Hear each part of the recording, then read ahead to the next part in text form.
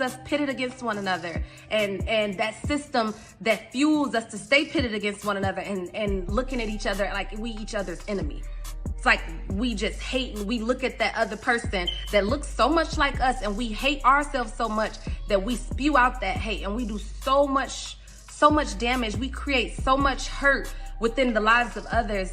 That system needs to be broken, man. Like, it really does.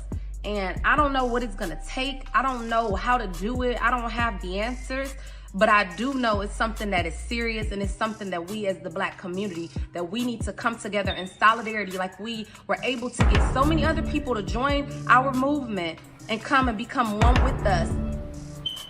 We need to come together as a Black. Now I'm gonna show y'all a video of young Dolph's Beautiful Queen. Dolph Beautiful Queen speaks on his existence and speaks on the things before he died. The video you're watching, it's moments before young Dolph died, and his wife does a beautiful statement, you feel me, about everybody. It ain't just for Dolph, it's for all of us, and how she feels about her husband before he died. Remember, keyword, before he died. So let's listen to the Beautiful Queen as she gives her synopsis on what's been going on out here in these streets. Place, you know, just a lot of different emotions from everything that I've experienced.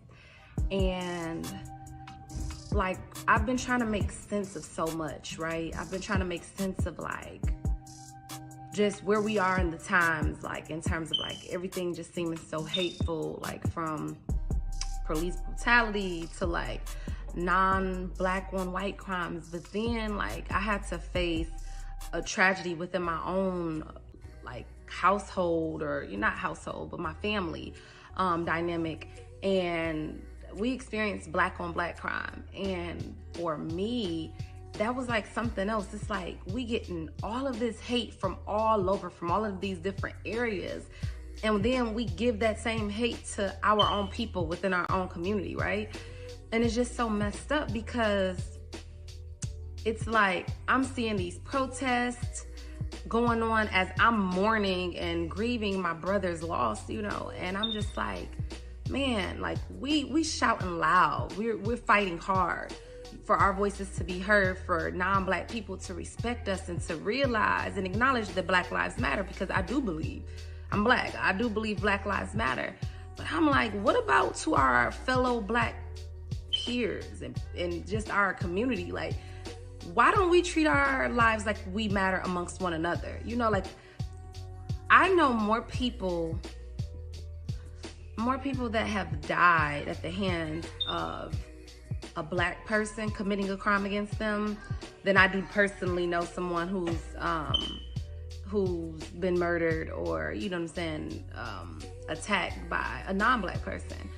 And although I know I'm not trying to diminish the value of, you know, us experiencing police hate crimes and, you know, police brutality that's driven by racism or whatnot, I'm not diminishing that, but it's just still very hurtful to me that even once we get a conviction, or we get bills to be put in place to where non-Black people have to value our lives, what about what remains within our own communities where we don't value each other?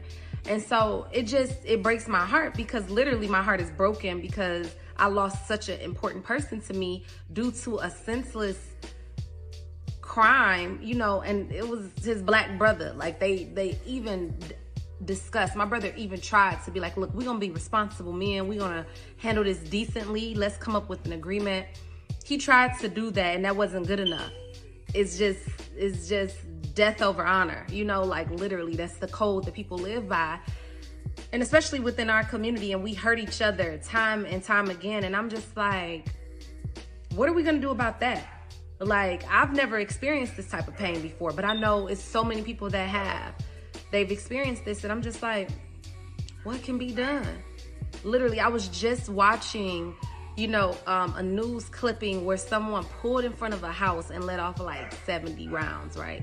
And I get that it's all type of backstories and reasonings behind, but really, like, man, it should not be no reason like for you to bring so much havoc, wreak so much havoc on someone else, you know what I'm saying? Take lives, like, without even thinking about everybody else that's associated and attached to these lives and what it will do for them, man. Like, it's so much of that, and it's like a vicious cycle. You know, you hurt my family, I'm hurt yours. I hurt your family, you gonna hurt mine. And it just keeps going. And it's like, what are we gonna do to combat that? What are we gonna do to end that? How can we protest against that? How can we shame the people within our community to like the utmost way of shaming someone? I don't know, like, what to do, you know, but putting our heads together, like, when are we gonna come and put our heads together to figure out what can be done? And that's where my head has been. And I've just been silent because it's like, I don't want to come off like, oh, my hurt is bigger than, you know, everybody else's hurt or anything like that. But it's just like, my hurt is real. I got to acknowledge it. And this is like, I really wonder, like, what are we going to do? Like, I'm literally stuck in this place where I'm realizing, like, we don't value our own lives. Like, I was robbed, like, about 2007, I was robbed at gunpoint in Detroit. And two black men, like, they robbed me at gunpoint, right? It was during the holidays. And it was like, they didn't look at me like I was their sister, like I could be, you know what I'm saying, they little cousin, like nothing. Yeah, like they literally could have taken my life.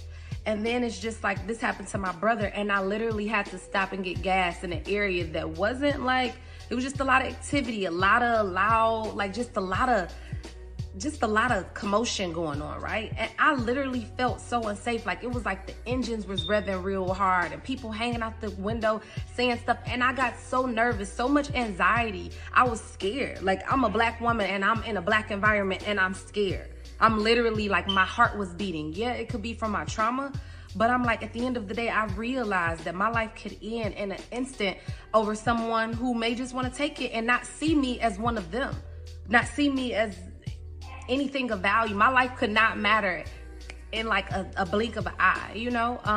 And that's scary to me. Like, I literally, and I hate that because I love my people. Like, I'm the type of person that, like, I want to be amongst my people. I want my kids to live amongst my people, like, and to feel proud of where they come from and be proud to be black. But you say that, and in the same instant, you can sound like a hypocrite because you scared for your life around your own people. But it's like, it's a why.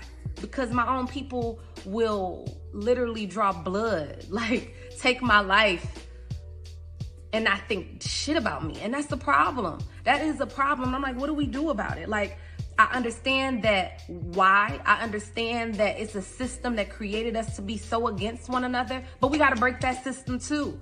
Like, we have to. It's a system that's been created for everything that we endure as black people, but we got to break those systems. Just as we want them to break their systems and the way that they deal with us and the way that they can abuse us and handle us like police, I feel like that's a system that we trying to go against. I feel like it should be another system that we should be tackling. And it should be the system that keeps us pitted against one another, and that system that fuels us to stay pitted against one another and looking at each other like we each other's enemy.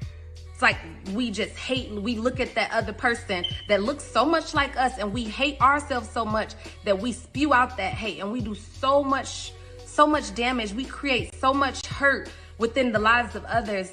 That system needs to be broken, man. Like, it really does. And I don't know what it's gonna take. I don't know how to do it. I don't have the answers, but I do know it's something that is serious, and it's something that we as the black community, that we need to come together in solidarity, like we were able to get so many other people to join our movement and come and become one with us. We need to come together as a black community in solidarity, and we need to stress to one another and get our people on board to, like, our Black lives matter to one another. Like, our Black lives matter. You my sister, you my brother, you could be my grandma, you could be my mom, like, you could be so many people in my life that matter. Like, our lives matter. And that's just what I want our people to kind of consider and take into just think about, just simmer on. It don't have to be no dispute. We don't got to go back and forth. It's not meant to be controversial. As controversial as the topic is, I'm not bringing it to be controversial, to go in a debate of the whys and everything like that. I'm acknowledging that a problem still exists, and I'm saying that some way, somehow, we have to come together and figure out a solution, because I don't wish this type of hurt on my worst enemy, and I don't even have enemies. I can't even say that I have a genuine enemy, because I don't have that much hate in my heart to really give somebody that much power over me to say they're my enemy. But if I had one, the hurt that I feel, the hurt that my family feels, I don't wish that on that person, because it's unreal, you know, and you won't even understand it until you experience it. And I hope that nobody else has to experience it, because it's just a hurt that's not even worth feeling. So I just had to get on here and just say that. The last thing I wanted to say is that I have been notified that the guy who assaulted my brother, he is in police's custody. So I am super excited about that. But this guy was found hiding behind a furnace in somebody's upstairs attic. And my thing is this, like, you do such a bold crime, and then you turn around and you're hiding. You're so cowardly that you're hiding, trying to just save your life. Took somebody else's life, but you're hiding behind a dang on furnace, man. Hiding behind a furnace, like, that's ridiculous. That's senseless. That's ridiculous. That's selfish. That's just, man, like, I'm speechless from that. So on one side, my family is elated that, you know, this won't be a cold case, but at the same time, it's two families being affected. One, because one is about to be behind bars. One, because a life was taken that could never be replaced. It's like we got a victory. Yeah, that person was picked up there in police custody, but on the flip side of that won't even bring back our brother, a husband, a son, a father. Like, that opportunity is not here anymore, and it's hurtful. And so I just had to get on here and just speak my piece, because I've been wanting to speak, but literally I couldn't even form my thoughts for so long because they were so overwhelming. So thank you for all of your prayers. Thank you for all of your support. Please continue to donate to Car King Jay's Memorial Fund, just to help the family, just to at least until everything settles, the dust settles, the finances are all sorted out, that they can have a peace of mind that, hey, you know, you are being supported. It's okay. You know, like, you don't have to just worry about just trying to keep the business afloat so hard that you forgetting to, like, cry, you know, like, you gotta mask everything, you know, like, I want my family to be able to allow a little time to breathe, a little cushion to be able to breathe. And that's why I'm asking for your support, and just to keep them lifted in prayer, because they deserve that. They didn't deserve this situation. And I just pray, I'm praying for the healing of the world. I really am. That's my prayer, to heal this wicked, vicious, vile world. So, thanks. It's like we getting all of this hate from all over, from all of these different areas. And then we give that same hate to our own people within our own community, right? And it's just so messed up, because it's like I'm seeing these protests going on as I'm mourning and grieving my brother's loss, you know, and I'm just like, man, like, we shouting loud, we're fighting